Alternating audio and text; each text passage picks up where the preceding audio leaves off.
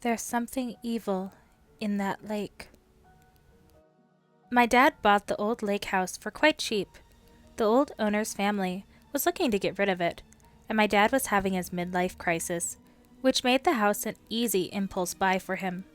I had always loved swimming and playing games in the water, so my dad would take me up there during the summer.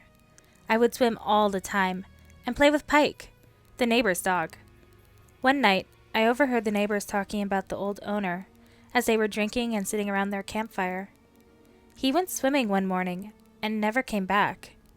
Eventually, they found him, dead and waterlogged, his skin peeling from his body.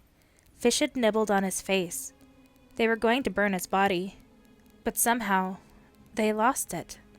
The body just vanished, and the rumor was it was still somewhere in the lake. It was hard to go swimming after hearing that. Eventually, I got over my fear.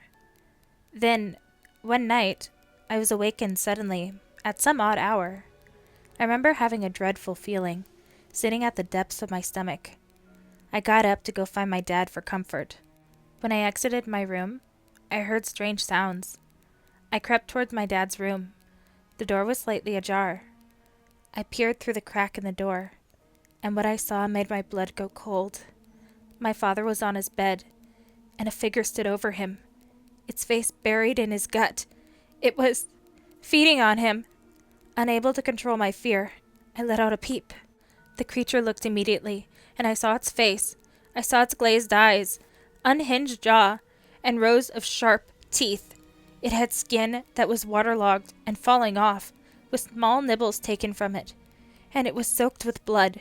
I ran out the back door, and I hid behind a bush. The creature followed quickly. It stood in the yard, and I felt my heart pounding, so loud I was afraid it would hear. It scanned the yard, trying to locate me. I was on the verge of tears when I heard a bark. It was Pike! He had gotten out again. Sensing the creature, Pike began barking, but it didn't last long. With animal ferocity, the creature leapt into the neighbor's yard. Pike whimpered. Then it was quiet, and I watched the creature drag poor Pike into the lake. When it was gone, one of the neighbors found me in the morning and called the police. Nobody believed my story when I told it. Instead, they began searching for a killer they'd never find. After that, I demanded that my mom move to a new state. Now we live in Arizona. It's fine living here. At times, I hate the heat. But the nice thing about the desert, there are no lakes.